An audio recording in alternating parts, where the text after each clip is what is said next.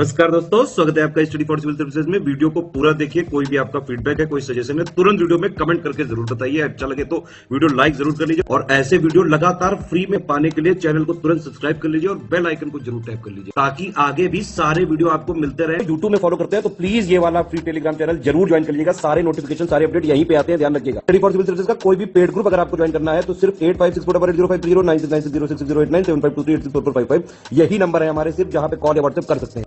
Instagram पे हमारा page जरूर फॉलो कर लीजिएगा, स्टडी फॉर सिविल .सर्विसेज है। ट्विटर पे हमको जरूर फॉलो कर लीजिएगा, @स्टडी फॉर सिविल्स है। Hello everyone, welcome you all to study for civil services. और आज की हमारी डेट है 24 दिसंबर। 24 दिसंबर की हमारे क्या इंपॉर्टेंट करंट अफेयर्स हैं। हम सबसे पहले तो आर्टिकल्स पे एक बार नजर डाल लेते हैं। हमारे इंपॉर्टेंट आर्टिकल्स हैं यूनेस्को की वर्ल्ड हेरिटेज साइट की जो एक टेंटेटिव लिस्ट मतलब अस्थायी सूची जो आई है, इंटरस्टेट बाउंड्री के डिस्प्यूट्स, आरटीआई और जो डिजिटल प्रोटेक्शन डेटा एक्ट है, rule 267, Kunming Montreal protocol, ancient giant tortoise, Asia का विशालकाय कछुआ। सबसे पहला आर्टिकल है हमारा यूनेस्को की वर्ल्ड हेरिटेज साइट्स के ऊपर। देखिए, जैसे कि आप लोग जानते हैं कि यूनेस्को जो है वो अपनी वर्ल्ड हेरिटेज साइट्स की लिस्ट जो है, विश्व धरोहर स्थलों की जो एक सूची होती है वो निकालती है। तो ये जो विश्व धरोहर की सूची जो आती है, ये सूची में अभी तक 40 हमारे भारत की शामिल हो चुकी है। 40 ऑलरेडी इसकी लिस्ट में शामिल है, ठीक है। जिसमें से 48 नंबर की थी धोलावीरा। और जब ये शामिल हुई थी और तब कि उसके ऊपर जो है वो क्वेश्चन भी पूछे गए थे, यूपीएससी ने भी क्वेश्चन पूछा था कि सबसे बढ़िया जो है वो पानी की व्यवस्था कहाँ पर होती है, तो वो धोलावीरा इंडस वैली सिविलाइजेशन की ही एक जगह है। सो अब यूनेस्को की एक जो एक लिस्ट आई है यहाँ पर, आपको पता है कि अभी जो है टेंटेटिव लिस्ट में 52 साइट्स हैं। टेंटेटिव मतलब अस्थायी सूची। अस्थायी में अगर शामिल हो गई तो उसके बाद ये चांसेस हो जाते हैं कि वो फाइनली उसको भी दर्जा मिल जाएगा। 40 जो है वो अभी तक चाइना के पास है, स्पेन के पास है, इटली के पास है, और इंडिया ऐसे ही सुपर 40 क्लब में शामिल है। सुपर 40 क्लब भी यही चीज होती है कि आप जो है 40 के क्लब में शामिल हो चुके हैं। सो अपने पूरे इसके अंदर ये जो सुपर 40 क्लब में शामिल है, इसमें टेंटेटिव लिस्ट में भी कौन कौन सी आ चुकी हैं अभी रिसेंटली, वादनगर टाउन और मोढेरा सन टेम्पल, इसको अभी इंक्लूड किया गया है। इससे पहले मेघालय की भी एक जो है ना लिविंग रूट ब्रिज, ये भी मैं आपको लिखवा देती हूँ, वो भी ऑलरेडी है। ये क्या है? Living root bridge Meghalaya. UNESCO जिसके हेडक्वार्टर्स कहाँ है? पेरिस फ्रांस में है। ये इस तरीके से काम में मतलब हर जगह पे वर्ल्ड हेरिटेज साइट्स में लिस्ट को डालती है। वाडनगर टाउन जो है, वडनगर टाउन, ये एक शहर है जो कि महसाना जिले में है गुजरात के, जहाँ पे काफी सारी लेयर्स हैं। मतलब बहुत पुराना उसकी एक, देखो, यूनेस्को के फुल फॉर्म में ही यही आता है, जो कि एजुकेशन से जुड़ी हुई, साइंटिफिकली कल्चरली जुड़ी हुई है। मतलब इसका कोई ना कोई जो जुड़ाव है ना, वो पिछले सभ्यता से हो, कोई बहुत पुरानी सभ्यता से, या फिर एजुकेशन के मामले में कुछ हो, या फिर कल्चर को प्रमोट करता हो। श्रमशिष्टा लेक उसके आसपास है, एल शेप का टाउन बना हुआ है, जहां पर जो प्राचीन जो व्यापार मार्ग है एक दूसरे को काटते हैं। एक व्यापार मार्ग जो है वो इंडिया को सिंध से जोड़ता है और दूसरा पश्चिमी क्षेत्रों से जोड़ता है। और एक और जो है यहाँ पर, वो जो गुजरात के तट पे बंदरगाह है, क्योंकि गुजरात जो है वो बिल्कुल तट के इलाकों पे यहाँ पे सिचुएटेड है। और यहाँ पर जो है काफी सारे रिलीजियस टेम्पल और ये सब चीजें भी काफी सारी मिलती हैं, इसलिए इसको यहाँ पर इंक्लूड किया गया है, क्योंकि इसकी जो पुरानी सभ्यता है वो कुछ इस प्रकार की है। साथ ही साथ मोधेरा, मोधेरा में है एक सन टेम्पल। मतलब सन टेम्पल का मतलब क्या होता है? सन टेम्पल का मतलब होता है कि वो डेडिकेटेड है सूर्य देव को। ठीक है, सन का मतलब सीधा यही होता है कि वो जो है सूर्य देव को यहाँ पर डेडिकेटेड है। जैसे हम सन टेम्पल, एक कोणार्क बहुत फेमस है, वो जानते हैं। कोणार्क के बारे में आई होप सब लोगों को जो है वो जानते हैं। तो अब यहाँ पर जो है इधर, इसमें जो है वो ये मोधेरा में है। मोधेरा कहाँ पे है? गुजरात में। ठीक है, दोनों ही गुजरात के हैं। ये पुष्पवती रिवर के पास में महसाना डिस्ट्रिक्ट में है। सेम वो भी महसाना में, ये भी महसाना में। इसको बनाने में कौन है? सोलंकी डायनेस्टी ने यहाँ पर जो है वो उसको बनाया था। इसके अंदर जो है काफी नई नई चीजें आपको देखने को मिलेंगी। ये सन टेम्पल में। इसके एक्चुअली में अगर क्रिएटर बात करूं तो वो है भीमा वन। भीमा वन जो है इसके प्रॉपरली पर्सन है जिन्होंने इसको बनाया है।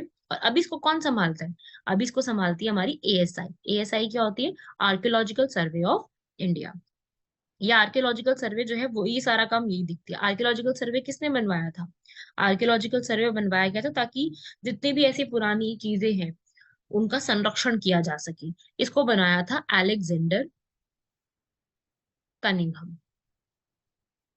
ये कनिंघम वही पर्सन है जो कि इंडस वैली सिविलाइजेशन को पहचान तो गए थे सबसे पहले, हड़प्पा को खोज तो लिया था इन्होंने, लेकिन इनको हड़प्पा की जो सिग्निफिकेंस है, जो महत्व है, वो यहाँ पर नहीं पता चल पाई थी।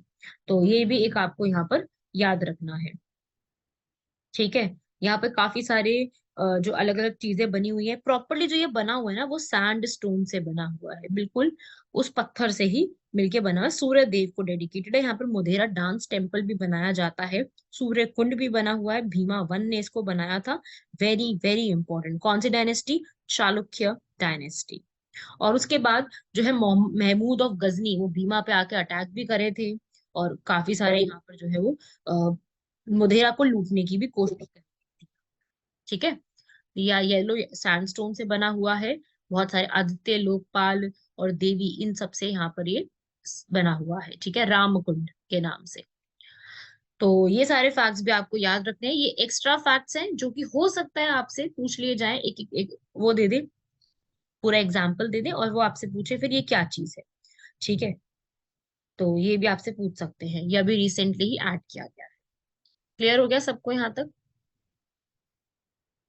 ठीक है। और उनाकोटी मूर्ति कला। उनाकोटी मूर्ति कला को भी यहाँ पर दिया गया। उनाकोटी का मतलब क्या होता है? 1 करोड़ से कम, उनाकोटी। ठीक है ना? कोटि मतलब करोड़। ये भी एक शैव टेम्पल है यहाँ पर जो कि हिंदू डीटी को लोकेटेड है। त्रिपुरा में बना हुआ है, त्रिपुरा। ठीक है। यहाँ पर काफी सारी और कला, भैरव, गांधार, बोधिसत्वा, इन सब के यहाँ पर काफी सारे पिक्चर्स भी बनी हुई हैं। इसको भी उसी में ही इंक्लूड किया गया है। राइट। सो ये आपको याद रखनी है। बाकी मैंने आपको एक लिविंग रूट ब्रिज भी बताई है मेघालय की। ये मेघालय की जो लिविंग रूट ब्रिज है, ये ये भी अभी इसी में शामिल है। ये भी एक ब्रिज है जो कि मेघालय में खासी और जैंतिया लोगों ने मिलकर के बनाई है। एक ब्रिज है जो कि खासी हिल्स के ऊपर है। तो हो सकता है उस पे भी सवाल आ जाए, कहाँ पे है, किसने बनाई है, ऐसे आ सकते हैं। ठीक है।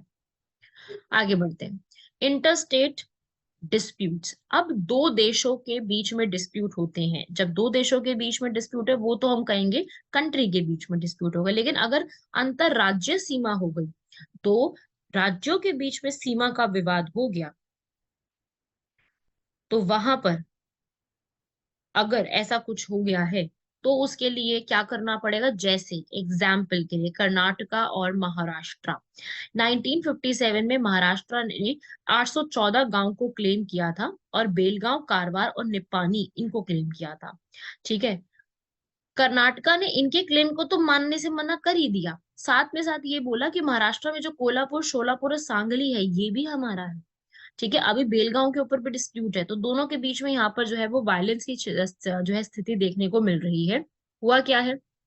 क्योंकि आप भी जानते हैं कि भारत जो है वो रीऑर्गेनाइज हुआ है। हम लोग यहाँ पर रीऑर्गेनाइज हुए हैं। ठीक है। हम लोग इस तरीके से 1956 के एक्ट के बाद यहाँ पर सब डिवाइड होनी शुरू हुई है। हमारी जो गुजरात है वो अलग हुई, हरियाणा अलग हुई, हिमाचल अलग हुई, नॉर्थ ईस्टर्न स्टेट्स एक दूसरे से सेपरेट हुई। तो ऐसे करके ना जो है बाउंड्रीज में चेंज हुआ है, बार बार रीऑर्गेनाइजेशन हुआ है। और जो इस पर्पस के लिए जोनल काउंसिल या इंटरस्टेट काउंसिल बनाई गई है, जोनल काउंसिल जो है वो 1956 के एक्ट के बाद बनाई गई है। और इंटरस्टेट काउंसिल आर्टिकल 263 के तहत बनाई जाती है। प्रेसिडेंट द्वारा पहली बार इसको बनाया गया था 1990 में सरकारिया कमीशन के कहने पर, जिसके अंदर सारी मीटिंग्स होती है। प्राइम मिनिस्टर, चीफ मिनिस्टर, इन सबकी मीटिंग्स वगैरह कंडक्ट की जाती है। ये बनाई गई थी ताकि बाउंड्री डिस्प्यूट को सॉल्व किया जा सके, पर आज भी ये चीज सॉल्व नहीं हुई है। हाँ, ये तो इन्होंने कामयाब रही है जोनल काउंसिल और इंटरस्टेट काउंसिल जितने भी। अगर इनको वो सॉल्व करना है ना कि कैसे हमें ट्रेड को बढ़ाना है, हाईवे कैसे कंस्ट्रक्ट करने हैं, रोड्स कैसे कंस्ट्रक्ट करने हैं, इन सब में तो ये कामयाब रहा है। पर बाकी चीजों में कामयाब नहीं रह पाया है। प्लस जितने भी कमिटीज बनाई गई हैं इन चीजों को सॉल्व करने के लिए, जैसे बेलगांव के डिस्प्यूट को या ऐसे कितने भी डिस्प्यूट को सॉल्व करने के लिए जो कमिटीज बनाई गई हैं, वो यहाँ पर उनकी जो सिफारिशें हैं ना, उनको किसी ने माना ही नहीं है। उन सिफारिशों को किसी ने माना नहीं है। प्लस जो जुडिशरी अगर इसमें न्यायिक या प्रशासनिक यहाँ पर आदेश देती है या इंटरफेयर करती है, तब भी उनको पालन नहीं करा जाता है। साथ सौहार्दपूर्ण तरीके से, सौहार्दपूर्ण तरीके का मतलब क्या होता है, एक पीसफुल शांति पूर्वक तरीके से अगर सॉल्यूशन निकालने की कोशिश की गई है, तो उसके ऊपर भी यहाँ पर दोनों ने ही मानने से मना कर दिया है। तो यहाँ पर एक कॉन्क्रीट सॉल्यूशन, अगर मैं एक लाइन बोलूं कि कॉन्क्रीट सॉल्यूशन अभी तक यहाँ पर नहीं आया है। और इन्हीं बॉर्डर इश्यूज का के फायदा लेकर के तो जितनी भी पॉलिटिकल पार्टीज है वो अपना वोट बैंक सुधारने की कोशिश करती हैं, सीमा के मुद्दों को उठाएंगे, ये हम अपने उसमें लेके आएंगे, इस तरीके की बातें लेकर के ना लोगों को आप कह लो कि मतलब एक फायदा उठाती हैं, अपना जो है फायदा उठाती है कि भाई ये वाली पार्टी तो ऐसा कर नहीं पाई, लेकिन हम जो है इस चीज को यहाँ पर करके दिखाने वाले हैं। तो ऐसी चीजें काफी सारी हो रही हैं। तो उसी के रिस्पेक्ट में ये पूरा आर्टिकल है जो कि आज के समय में न्यूज में आ रहा है। और ऐसा बिल्कुल नहीं है कि सिर्फ आसाम, सॉरी सिर्फ महाराष्ट्र एंड कर्नाटका के बीच में है ये डिस्प्यूट। मैं आपको बताऊं तो ये डिस्प्यूट बहुत सारे सारे देश जो है राज्यों में है। आसाम का तो सबसे ज्यादा है। आसाम का हर 7 सिस्टर के साथ है, हर, क्योंकि आसाम से सेपरेट हुए ना सारे, ठीक है, इसलिए ऐसी प्रॉब्लम यहाँ पर देखने को मिल रही है। क्लियर हुआ? अब इसके सॉल्यूशन क्या है या इसका क्या फर्क पड़ता है, देखो क्या होता है, दो देशों दो दो राज्यों के बीच में रिश्ते खराब होते हैं क्योंकि दो राज्यों को, जो पड़ोसी राज्य हैं, उनको जरूरत है कि वो एक दूसरे के रिश्ते अच्छे बना के रखें, ताकि कभी भी कोई प्रॉब्लम आती है, कभी वायलेंस हो गया एक स्टेट के अंदर, ठीक है, और दूसरी स्टेट से जरूरत है कि भाई पुलिस फोर्स मंगवाने की जरूरत है, इस स्टेट में प्रॉब्लम आ रही है, जरूरत पड़ गई है दूसरी स्टेट के, तो वो रिश्ते खराब होते जाते हैं, है ना। इकोनॉमिक ब्लॉकेज में प्रॉब्लम आ जाती है, कई बार जो है नाकाबंदी लगा दी जाती है, जिसकी वजह से जो सामान एक दूसरी स्टेट से स्टेट में पहुंचाया जाता है, वो प्रॉब्लम क्रिएट करता है, हिंसा बढ़ती है, सार्वजनिक संपत्ति का लोग यहाँ पर विनाश करते हैं, उनको आग लगाते हैं, उनको जलाते हैं, उनमें कुछ भी जो है वो तोड़ फोड़ करते हैं, जिसमें जानहानि भी होती है। प्लस साथ ही साथ इसके परिणाम स्वरूप सीमा पर भी जो है सार्वजनिक व्यवस्था में व्यवधान उत्पन्न होते हैं ना, होते हैं ना, आप क्रॉस नहीं कर सकते, यहाँ पे बैरिकेड्स लगा देंगे, आप एक जगह से दूसरी जगह क्रॉस नहीं कर सकते हैं।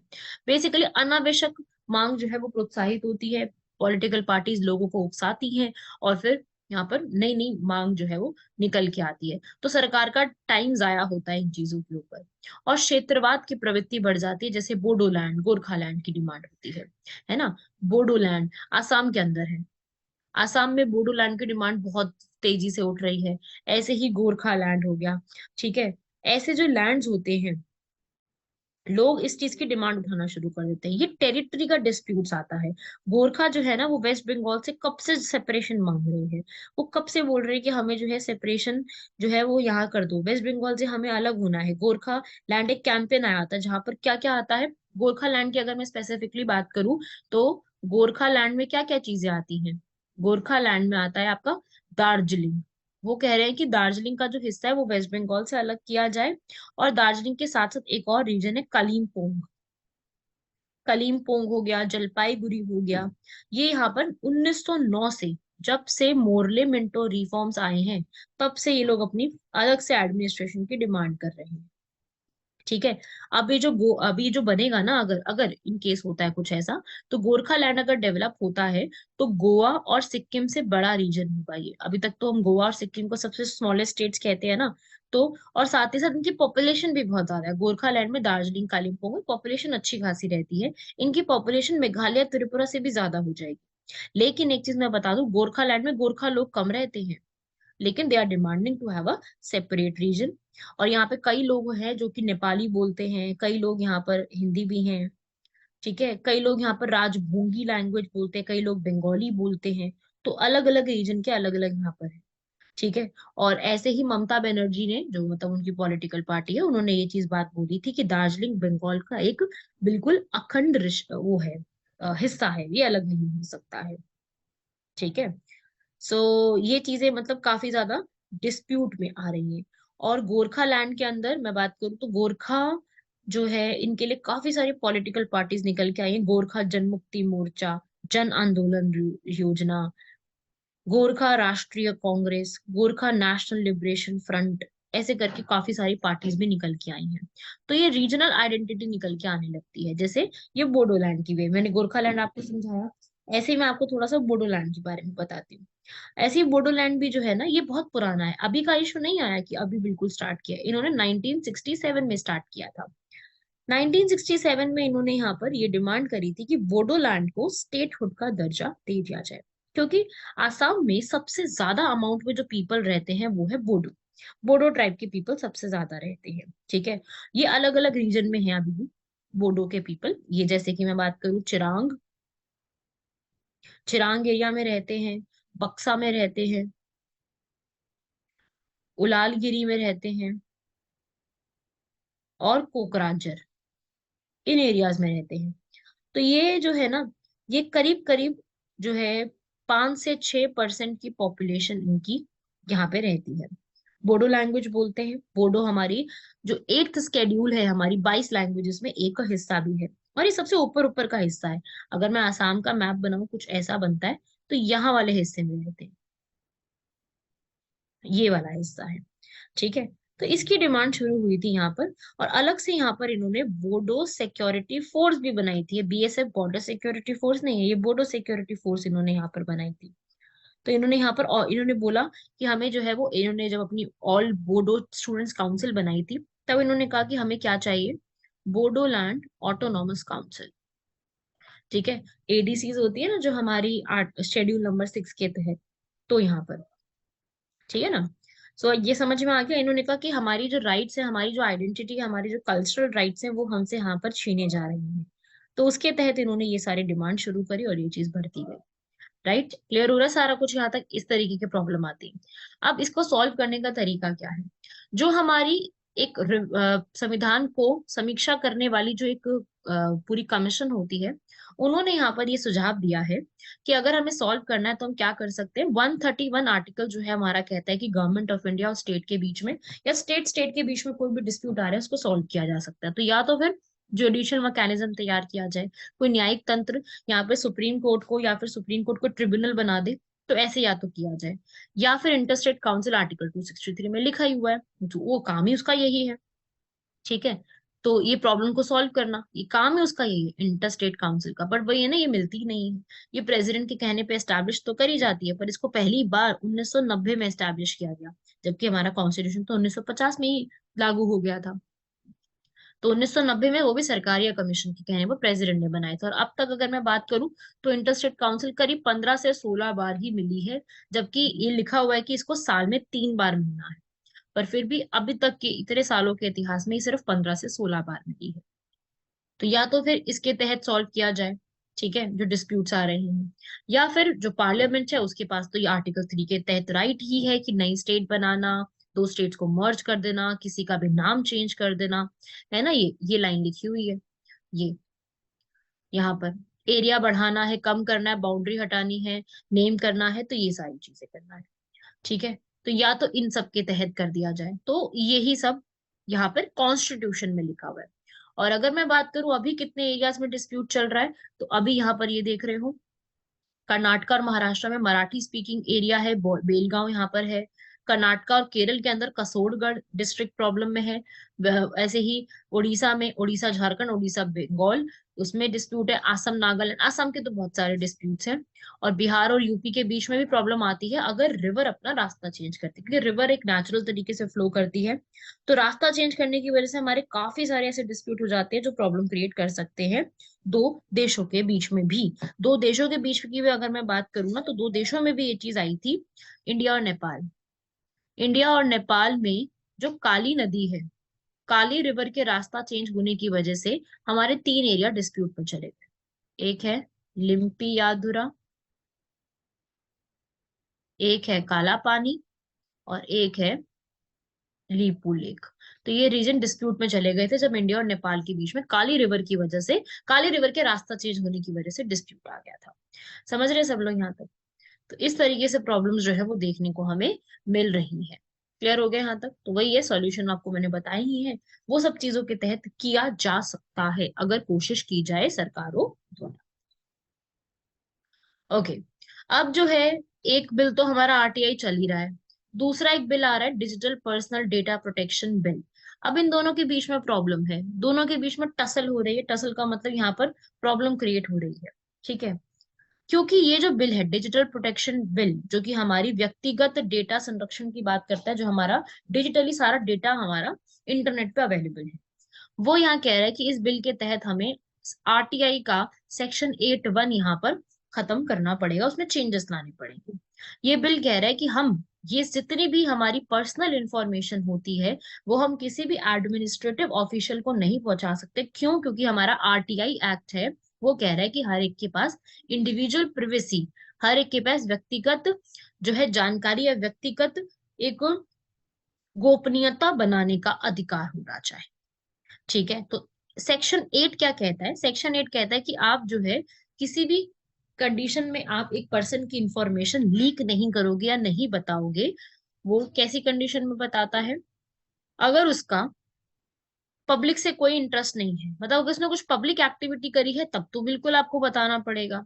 ठीक है, और जबकि जो ये वाला बिल आया है, नया वाला बिल, वो ये सब पॉइंट्स को लेके आया है।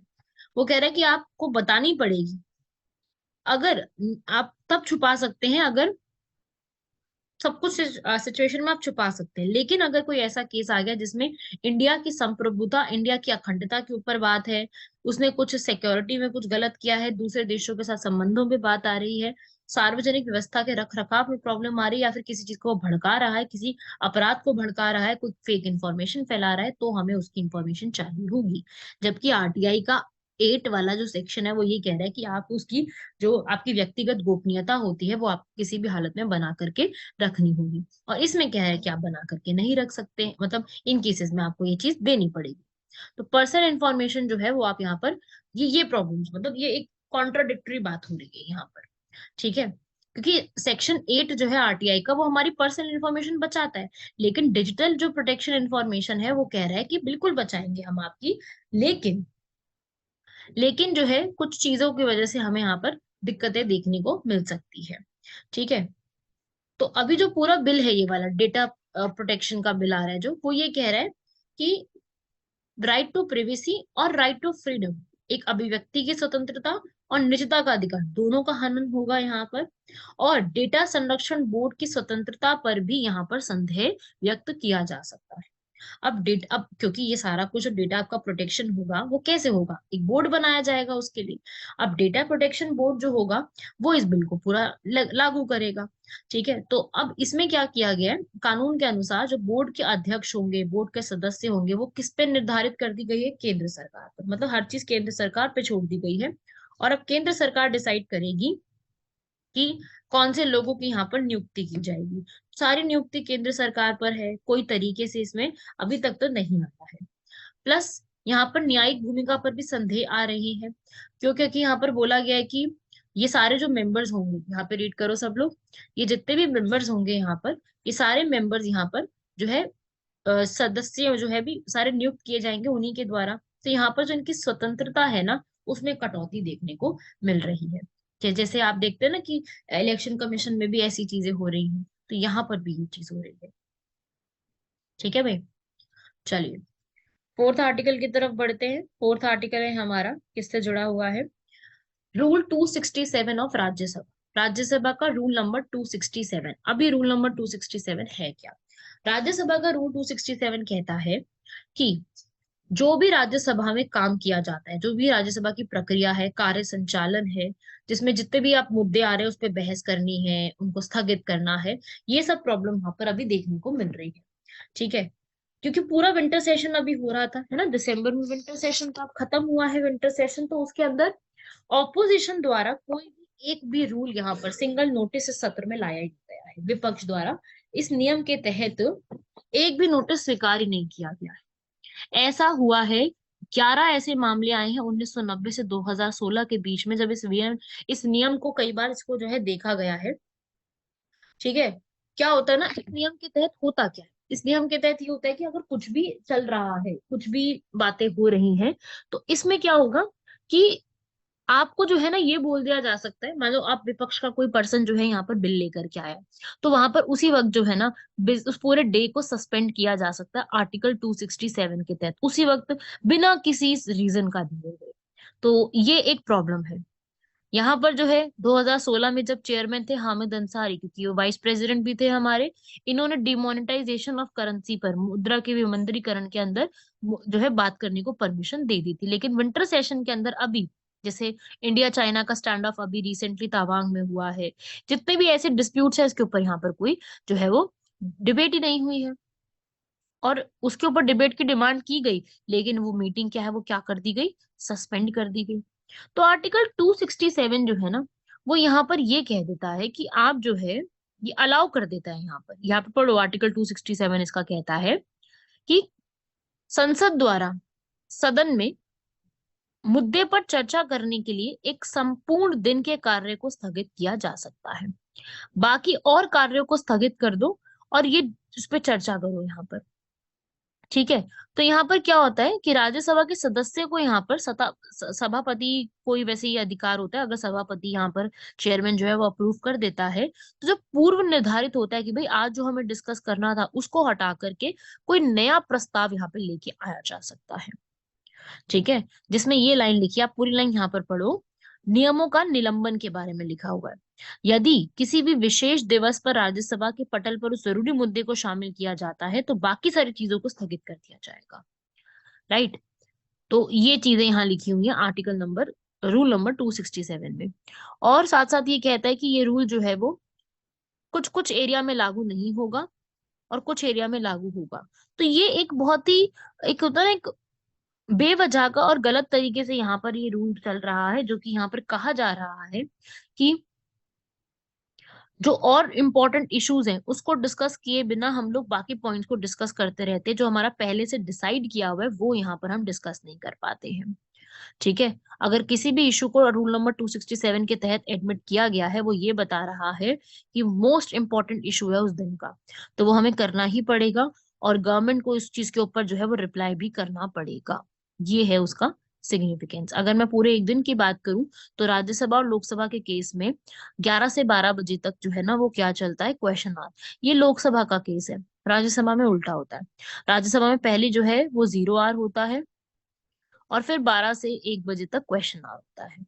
ठीक है जी। ये जो आपको सामने मैप दिया है ना, ये आपका दिया हुआ है पूरा लोकसभा का। ठीक है। राज्यसभा में यहाँ पर उल्टा हो जाता है, क्वेश्चन आवर और 0 आवर। ठीक है। क्वेश्चन आवर पहले 2 घंटे का हुआ करता था, पर 1962 में क्वेश्चन आवर को हटा करके कौन सा कॉन्सेप्ट आ गया नया, 0 आवर का। ठीक है। तो उसके बाद लंच हो जाता है, उसके बाद सारे बिजनेस डिस्कस होते हैं। राज्यसभा 5 बजे तक बैठती है, लोकसभा 6 बजे तक बैठती है। और यहाँ पर जो है डिस्कशन जो की जाती है, वो क्या डिस्कशन की जाती है, वो जितने भी हमारे बिल्स आते हैं उन बिल्स के ऊपर हम लोगों ने वोटिंग करनी है, उसके ऊपर हम लोगों ने डिस्कशन करना है, उसके ऊपर बहस करनी है, डिबेट्स करनी है। तो ये सारी चीजें किसके तहत की जाती है, बजट को पास करना और सारी की सारी चीजें इसके तहत यहाँ पर की जाती है। तो ये पूरा इसके बाद में होता है। ठीक है। चलिए बढ़ते हैं, हमारा ये वाला नेक्स्ट आर्टिकल, ये मैंने आपको लास्ट क्लास में भी समझाया था। यहाँ पर कनमिंग मोंट्रियल ग्लोबल डाइवर्सिटी फ्रेमवर्क, ये जो है एक जैव विविधता का एक फ्रेमवर्क है, जो कि ये कहता है कि पूरे इंडिया में, पूरे वर्ल्ड में हम लोग 2050 के लिए और 2030 के लिए टारगेट्स बना रहे हैं, ताकि हम जैव विविधता को संरक्षित कर सकें। ये एक समझौता है जो कि सीबीडी के तहत किया गया है, सीबीडी लिखा ही हुआ है, जो कि पूरे वर्ल्ड में जैव विविधता को बचाने के लिए है कि हम क्या ऐसे स्टेप्स लेने वाले हैं। नए नए स्टेप्स के बारे में यहाँ पर रखा गया, जैसे जैसे ये एग्जाम्पल के लिए 2030 के लिए टारगेट क्या रखा गया है कि जितने भी अवक्रमित एरिया है, ऐसे एरिया जो डिग्रेड होते जा रहे हैं, जिनकी जो पूरा मिट्टी है या जिनकी जो मृदा है या जो इनका मृदा में अपरदन हो रहा है, या फिर ऐसे वेटलैंड है जो कि सिर्फ खाली पड़े हुए हैं, उनको संरक्षण नहीं किया जा रहा है, ऐसी चीजों को क्या किया जाएगा, प्रोटेक्ट किया जाएगा। प्लस उनके लिए जितने भी हम कंजर्व कर रहे हैं स्पीशीज को, उनको हम पर्याप्त रूप में यहाँ पर संसाधन भी उपलब्ध कराएंगे। उनको संसाधन उपलब्ध कराना भी हमारी ही जिम्मे में आता है। फिर उसके बाद कंपनसेशन प्रोवाइड करेंगे वो कंट्रीज को जो बायोडायवर्सिटी को प्रोटेक्ट करने में मदद कर रही है। साथ ही साथ जो भी ह्यूमन एक्टिविटी हो रही है उनको मारने के लिए या उनकी उनकी ट्रेडिंग करने के लिए उस पर रोक लगाएंगे। साथ ही साथ जितनी भी ऐसी विदेशी प्रजातियां हैं जो जो अलग से आकर के उस क्षेत्र में रहने वाली ऑलरेडी जो नेटिव हैं उनको दिक्कत दे रही हैं, उन पे हम रोक लगाना शुरू करेंगे। समझ गए ना बात? उनको जो प्रजातियां बाहर से आ रही हैं और वो पुरानी प्रजातियों को दिक्कत दे रही हैं, उनको रोक लगा देंगे। पॉल्यूशन जैसी चीजों को खत्म करेंगे, क्लाइमेट चेंज के इम्पैक्ट को खत्म करेंगे, ताकि जो ओशन है वहां पर भी ये चीजें कम हो जाए अम्लीकरण में। जैसे मैं एक एग्जांपल देती हूँ आपको। आप लोगों को पता होगा केन और बेटवा रिवर को जोड़ा जा रहा है। केन और बेटवा रिवर का इंटरलिंकिंग जो प्रोजेक्ट है वो चल रहे हैं।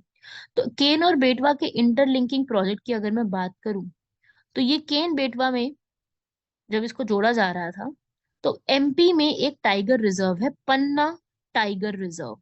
एमपी के पन्ना टाइगर रिजर्व जो है इस रिवर के बीच में आ रहे थे। तो क्या किया गया, अभी इसकी कंस्ट्रक्शन पे स्टॉप कराई गई, क्योंकि अगर ऐसा कुछ होता तो यहाँ पर पन्ना टाइगर रिजर्व में जितने भी वहां पे टाइगर्स रहते हैं उनको यहाँ पर नेचुरली घूमने फिरने में, अपने हैबिटेट पे रहने में दिक्कत होती है और अल्टीमेटली उनकी स्पीशीज कम होती जाती है। तो क्या किया गया, यहाँ पे सरकार ने वो जो कैनाल बना रहे हैं केन से बेटवा में ट्रांसफर करने का 131 किलोमीटर का कैनाल जिसकी कंस्ट्रक्शन होगी वो स्टॉप करवा दी गई और इसका नया रास्ता चूज किया गया। ठीक है, तो ये बायोडाइवर्सिटी प्रोटेक्शन का एक एग्जाम्पल है इंडिया के अंदर।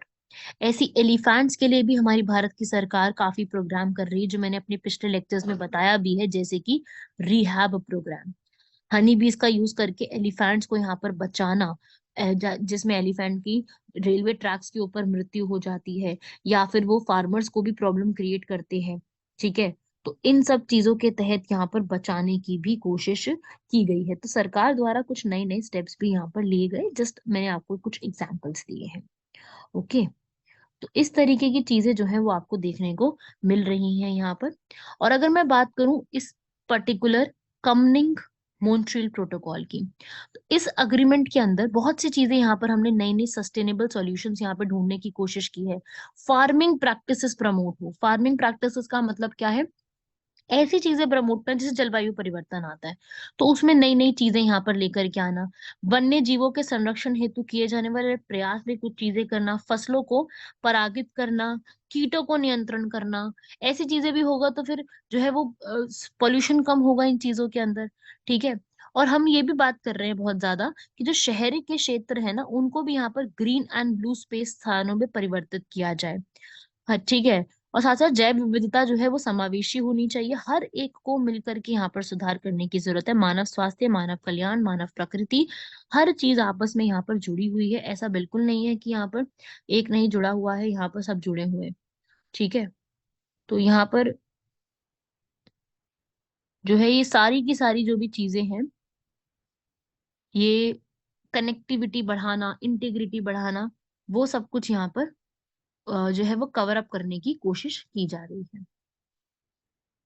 ठीक है, तो ये सब हमारी जिम्मेदारी है कि ये सारी चीजें कवर अप करनी है। ठीक है ना, हमें अपनी ही जैव विविधता को बचाने की पूरी तरीके से जरूरत है। अब 2050 के लिए क्या डिसाइड किया गया है, 2050 के लिए डिसाइड किया गया है कि जितने भी पशुओं की प्रजातियां हैं उनका जो विलुप्त होता जा रहा है उसके लिए एक नया पारिस्थितिकी तंत्र बनाया जाएगा, जिसमें उनको स्वास्थ्य की सेवाएं प्रदान की जाएंगी। प्लस उनको मापन और उनका मूल्यांकन भी किया जाएगा, उनकी क्वालिटी चेक जिसको हम कहते हैं वो भी किया जाएगा। और जितने भी ऐसे अनुवांशिक संसाधनों और अनुवांशिक संसाधनों का यहाँ पर आता है स्वदेशी लोगों स्थानीय समुदायों के साथ, सबको यहाँ पर साझा किया जाएगा। $700 बिलियन का यहाँ पर जो है वो एक एस्टिमेट रखा गया है कि हर कंट्री को यहाँ पर बायोडाइवर्सिटी के लिए रखना ही पड़ेगा। और अगर हम यहाँ चाहें तो हर एक को यहाँ पर जितने भी लोकल कम्युनिटीज आसपास रहती है उनकी संस्कृति, उनकी भूमि, उनके क्षेत्र, उनके संसाधन, उस पर भी उनको यहाँ पर सम्मान यहाँ पर प्रोवाइड किया जाएगा। तो इसके ऊपर नजर भी रखी जाएगी, इसका मॉनिटर भी रखा जाएगा, इसको इम्प्लीमेंट भी किया जाएगा। 2024 में इसको ये प्लान भी किया गया है।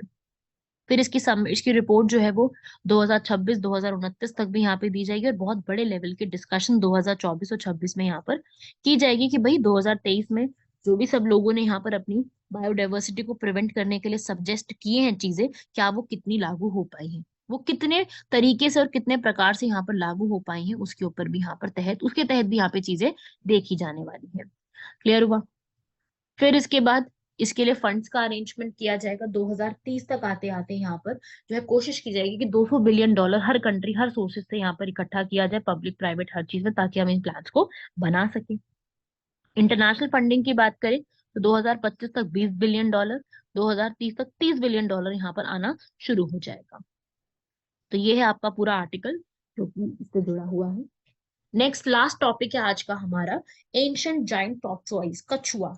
कछुआ जो है इसकी जो जो पूरी स्पीशीज है ना वो लुप्त होती जा रही है, तो उसको वहां का जो एक ही नेशनल पार्क है नागालैंड में, इंटांकी नेशनल पार्क, इसमें इसको यहाँ पर वापस से क्या किया गया है, इसको रिलीज किया गया है, ठीक है, छोड़ा गया, ताकि इसकी जो स्पीशीज है वो और ज्यादा बढ़ सके।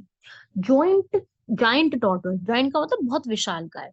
अब क्या हो रहा था ना कि इनको रिपॉपुलेट करना, इनको यहाँ पर दोबारा से पुनर्स्थापन करने की कोशिश की जा रही है। क्या किया जाता है, सॉफ्ट रिलीज एक ऐसी प्रक्रिया होती है जिसमें संरक्षित वातावरण में, ऐसा नहीं कि वाइल्डली कहीं पर भी छोड़ दिया, संरक्षित वातावरण में धीरे धीरे पोषित की गई प्रजातियों को बाद में जंगल में छोड़ दिया जाता, ताकि वो अपने आप में रिप्रोडक्शन कर सके और रिपॉपुलेट कर सके। जिससे क्या होगा, इसके माध्यम से जितनी भी प्रजातियां हैं अपने आप को मुक्त वातावरण में जिएंगी, इनको बहुत ज्यादा संरक्षित नहीं किया जाएगा, और बाकी जानवरों के बीच सामंजस्य स्थापित करेंगी, और आपस में रहने की एक आदत भी उनमें विकसित होगी। और स्थायी जितने भी स्थानीय समुदाय हैं वहां पर बहुत खपत चल रही है चीजों की, बहुत ही ज्यादा संसाधनों का अतिशोषण हो रहा है, ओवर एक्सप्लॉइटेशन हो रहा है, तो इसको को रोकने के लिए ये हमारा एक स्टेप दिया गया है। जाइंट टोटोइस की आपके एग्जाम में जो है वो क्वेश्चन पूछे जा सकते हैं। ये पूछा आएगा कि भाई कहाँ पे मिलती है और इसका नाम क्या है। देखो भाई, ये इंडिया सॉरी एशिया की सबसे बड़ी कछुए हैं। बांग्लादेश, इंडिया, इंडोनेशिया, मलेशिया में यहाँ पर मिलते हैं। और ये खाते क्या हैं, इनकी डाइट होती है बैम्बू की, ये टहनियाँ खाते हैं, कंद खाते हैं, और रसीले जो भी वनस्पतियां हैं वो यहाँ पर ये खाते हैं। इनको बचाने का स्टेटस क्या है आज के समय में, IUCN जो है हमारा, उन्होंने इनको क्रिटिकली एंडेंजर्ड में डाला हुआ है। क्रिटिकली एंडेंजर्ड का मतलब होता है संकटग्रस्त जातियां, अभी भी ये संकट में आ रही हैं। और साइट्स में भी इनको शेड्यूल सेकंड में, और हमारा जो वाइल्ड लाइफ प्रोटेक्शन एक्ट है उसके शेड्यूल नंबर 4 में है। ठीक है, तो ये मैं कुछ स्टेटस के बारे में बता दिया। ये ऊपर वाला जो फर्स्ट वाला है ना, ये हमारे MCQ एग्जाम के लिए सबसे ज्यादा इंपॉर्टेंट हो जाता है। कई बार जो सवाल आते हैं ये इसी से ही पूछ लिए जाते हैं, मतलब कई बार मैंने देखा है कि UPSC या फिर UPPCS या जितने भी इस तरीके के ऑर्गेनाइजेशंस हैं जो एग्जाम ले रही हैं, वो यहाँ पर इस प्रकार के सवाल पूछती हैं। तो ये किस नेशनल पार्क में हो रहा है, इंटांकी। इंटांकी कहाँ पर है, नागालैंड में। थोड़ा सा इसके बारे में भी देखोगे, इंटांकी नेशनल पार्क जो है ब्रिटिशर्स ने 1923 में बनाया था, ठीक है। उसको उस समय जो है नटांगी नेशनल पार्क कहा जाता था, जिसके अंदर जो है वो नेचुरल हैबिटेट है, क्योंकि यहाँ पर जो वन है ना वो घने वर्षा वाले वन है। यहाँ पर आपको जंगली भैंस, गिब्बो, बाघ, भालू, जंगली कुत्ते, गिलहरी, ये सब आपको सबसे ज्यादा देखने को मिलने वाले हैं। तो इंटांकी नेशनल पार्क के बारे में छोटे छोटे से फैक्ट्स हैं, क्योंकि आपको पता है कि UPSC भी नेशनल पार्क के ऊपर बहुत क्वेश्चंस पूछती है, उनका फेवरेट टॉपिक है ये। तो इनको इंटांकी या नटांगी दोनों ही यहाँ पर जाना जाता है। ये नागालैंड के पेरेन एरिया में आपको देखने को मिलेगी, ठीक है। ये यहाँ पर जो है ब्रिटिश ने बनाया था, लेकिन इसको नेशनल पार्क का दर्जा 1993 में दिया गया। भारत का पहला नेशनल पार्क क्या है, भारत का पहला नेशनल पार्क है हेली नेशनल पार्क, जिसको प्रॉपरली नाम दिया गया था 1936 में। और आज आप इसको किस नाम से जानते हैं, आज आप इसको जानते हैं जिम कॉर्बेट के नाम से। हो सकता है जिम कॉर्बेट का नाम आगे चल के सरकार द्वारा रामगंगा नेशनल पार्क भी रख दिया जाए, क्योंकि जिम कॉर्बेट के पास से जो रिवर फ्लो करती है वो है रामगंगा, जो कि गंगा की एक ट्रिब्यूटरी है, ठीक है। तो ये सब याद रखिएगा, ये सब फर्स्ट है। और ठीक है, ये वाले को इंटांगी को 1993 में मिला है। अब आप लोगों में से हो सकता है ये भी कोई सोच रहा हो कि भाई ये इंटांगी क्या चीज है यार, ये इंटांगी का मतलब क्या है, या फिर इंटांगी छोड़ो नटांगी क्या था ये, है ना, एन तो साइलेंट हो गया, टांग की क्या है ये। ये क्या चीज है? ये देखो, ये जो है वहां पर एक एक ना बोली बोली जाती है नॉर्थ ईस्ट के अंदर, वो होती है Sino Tibetan. Sino Tibetan language है जो कि वहां के लोग बोलते हैं। उसे हम कहते हैं जेमे नागा लैंग्वेज। ये जेमे नागा लैंग्वेज से ये शब्द निकाला गया है। तो ये इसका नाम वहां से ऐसे पढ़ के आया है। ठीक है ना? तो ये आप याद रखिएगा। ये नतांगी या नतंगी नेशनल पार्क इसको आप कह सकते हैं। क्लियर हो गया सबको यहाँ तक? ये सबसे फेमस पार्क है पूरे वहां के रीजन का। जो पूरा रीजन है उसके वहां का सबसे फेमस पार्क ही सिर्फ यही वाला है। सबसे ज्यादा लोग यहाँ पे जाते हैं और काफी ज्यादा इसको मतलब पसंद किया जाता है। इस नेशनल पार्क को काफी अच्छे से पसंद किया जाता है। ओके, चलिए। ये हुए हमारे आर्टिकल्स कंप्लीट यहाँ तक सारे। आज के हमारे क्वेश्चंस को देख लेते हैं। राज्यसभा का क्वेश्चन आज आया था ना, रूल नंबर 267, तो उससे जुड़ा हुआ मैंने यहाँ पर एक क्वेश्चन यहाँ पर दिया है। और ये सबसे इजी क्वेश्चन है, मैं कहूंगी ये सबसे इजी क्वेश्चन है जो कि सबको आता होगा। आप में से हर एक बच्चे को यहाँ पर इस क्वेश्चन आता होगा। तो आप लोग अपनी नॉलेज को एक बार चेक करो। लिखा हुआ है आपके सामने पूरा क्वेश्चन। ये कह रहा है कि प्रेसिडेंट जो है वो 12 मेंबर्स को नॉमिनेट करते हैं राज्यसभा में, जिनको art, literature, science and social service की नॉलेज होती है। बिल्कुल सही। कई बार क्या होता है, स्टूडेंट्स को ऐसा लगता है कि इसके अंदर स्पोर्ट्स भी आते हैं। क्यों? क्योंकि हमें पता है कि भाई इसके अंदर सचिन तेंदुलकर रहे हैं, इसमें पीटी उषा, इसमें मैरी कॉम, इसमें अभी हरभजन सिंह, ये सब है यहाँ पर। तो हमें लगता है यार स्पोर्ट्स कोई कैटेगरी होगी, तो नहीं, स्पोर्ट्स कोई कैटेगरी नहीं है, आर्ट है कैटेगरी। आर्ट में आता है स्पोर्ट्स और बॉलीवुड। बॉलीवुड भी है इसके अंदर, रेखा रही है, जया बच्चन रही है, लेकिन क्या है कि वो आर्ट नहीं है। ठीक है? और क्यों इसको इंक्लूड किया गया था? ताकि यहाँ पर जो है इलेक्शन के प्रोसेस के को पूरा से गुजरे बिना ही हम जो प्रतिष्ठित व्यक्ति हैं उनको यहाँ पर जो है वो शामिल यहाँ पे कर सके राज्यसभा। तो दोनों ही स्टेटमेंट इसके अंदर करेक्ट लिखी हुई है। ये काफी इंपॉर्टेंट है, ये चार इंपॉर्टेंट है ये। ठीक है? ये चार जैसे लिखे हैं ना वैसे याद करना है, अपना नहीं दिमाग लगाना बिल्कुल भी। अपना नहीं सोचना कि भाई क्या है कैसे है, आपको पता होना चाहिए कि ये चार है, बस इसको याद रखना है आप लोगों को। क्लियर है? लास्ट क्वेश्चन की तरफ बढ़ते हैं। हमारे सोशल प्रोग्रेस इंडेक्स यहाँ पे रिलीज किया जाता है। ये रिलीज करती है हमारी इकोनॉमिक एडवाइजरी काउंसिल, जिसको हेड करते हैं हमारे प्राइम मिनिस्टर, जो कि पूरे स्टेट्स को और डिस्ट्रिक्ट को उनकी सोशल, उनकी सामाजिक प्रगति के सूचकांक के ऊपर ये देखती है कि ये जो हमारी सारी स्टेट्स हैं ये यहाँ पर कैसे काम कर रही हैं। ठीक है? ये सोशल प्रोग्रेस इंडेक्स ना पूरे वर्ल्ड लेवल पे भी आता है और इंडिया लेवल पे भी है। इंडिया में कौन रिलीज कर रहा है ये आपसे आपको पूछा जा सकता है। टॉप परफॉर्मिंग कौन कौन है इसके अंदर? शिमला, सोलन हिमाचल का, और आइजवाल मिजोरम का, जो उसकी कैपिटल है। तो ये बिल्कुल ठीक है। क्या क्या चीजें देखते हैं ये लोग? ये 12 चीजों को देखते हैं। 12 चीजों में क्या, जैसे कि ह्यूमन नीड्स को पूरा करने में शामिल है या नहीं है, कि ह्यूमन नीड्स वहां पे पूरी हो रही हैं। लोगों की हेल्थ की सिचुएशन वहां पे क्या है, वेलबींग पे ध्यान दिया जा रहा है या फिर लोगों को अपॉर्चुनिटी दी जा रही है या नहीं, अवसर प्रदान किया जा रहा है या नहीं।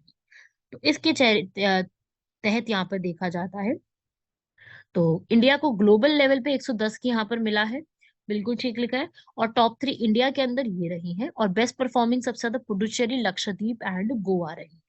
ठीक है? जिन्होंने यहाँ पर वाटर और आवास के ऊपर, अपनी चॉइस से बात करने पर, अपनी चॉइस से बोलने पर, सब चीजों के ऊपर बेहतर प्रदर्शन किया है। जबकि मैं बात करूँ सबसे लोएस्ट कौन है, वैसे एग्जाम में नहीं पूछेगा बट आपको पता होना चाहिए, being a future IAS officer and future district magistrate इन सब पोजीशंस के लिए आपको पता होना चाहिए। इसके लास्ट आए हैं झारखंड और बिहार। इनका जो स्कोर है वो सबसे कम रहा है। और काफी सारे चंडीगढ़, नागालैंड, ये सब चीजें जो है इसके अंदर टॉप में, काफी ज्यादा टॉप में रही हैं। मिजोरम, नागालैंड, मेघालय, तमिलनाडु अलग अलग पर्सपेक्टिव में रही है। वैसे अगर मैं बात करूँ प्रॉपरली हर चीज में आगे कौन रहा है, वो पुडुचेरी, जिसका स्कोर 65.99 है। और लक्षद्वीप 65.89, ज्यादा नहीं है, कम नहीं है, इसका 65.3। ठीक है? फिर सिक्किम, मिजोरम, तमिलनाडु ये सब आए हैं। क्लियर हुआ सबको यहाँ तक? तो इस तरीके से यहाँ पर प्रोग्रेस के मामले में इन सब ने यहाँ पर जो है वो अपनी पूरी एक प्रदर्शन किया है। क्लियर हुआ सबको यहाँ तक? तो ये भी अभी रिसेंटली निकाला गया है, इसलिए मैंने इसको क्वेश्चन की फॉर्म में आपसे पूछा है, ताकि आपकी क्वेश्चन की भी प्रैक्टिस हो जाए, साथ ही साथ आपको ये भी पता रहे कि ये न्यूज में चल रहा है ना। तो यही हमारी पहल रहती है स्टडी फॉर सिविल सर्विसेज की तरफ से, कि हम बस हर जितना ज्यादा हो सके स्टूडेंट्स को यहाँ पर क्वेश्चंस और चीजें यहाँ पर प्रोवाइड करें, ताकि हर स्टूडेंट के पास इनफ इंफॉर्मेशन हो अपने एग्जाम को क्रैक करने के लिए। कोई भी एग्जाम वो देना चाह रहा है, उसको क्रैक करने के लिए उस पर्सन के पास इनफ इंफॉर्मेशन हो, यही हमारा यहाँ से हमारी पूरी टीम का यही प्रयास रहता है। सबको क्लियर हो गया यहाँ तक? सो धन्यवाद सब लोगों का यहाँ तक सुनने के लिए, ध्यान से समझने के लिए। बढ़ते हैं अब हम नेक्स्ट आर्टिकल में मिलेंगे नेक्स्ट डे। कल तो हमारा संडे है, कल तो नहीं आएगी आपके पास कोई ये वीडियो, और कल क्रिसमस भी है। सबको यहाँ पर क्रिसमस की हार्दिक बधाइयां, मेरी क्रिसमस। एंड साथ ही साथ कल हमारा सुशासन दिवस भी है, ये मैंने आपको पिछले लेक्चर्स में बताया भी था। ये हमारा कल सुशासन दिवस, क्योंकि अटल बिहारी वाजपेयी जी का जन्मदिन आता है, जो कि हमारे भूतपूर्व प्रधानमंत्री भी रहे हैं, उसकी भी सबको हार्दिक बधाइयां। मिलते हैं आपसे मंडे 26 दिसंबर को नए करंट अफेयर्स के साथ। धन्यवाद। जय हिंद।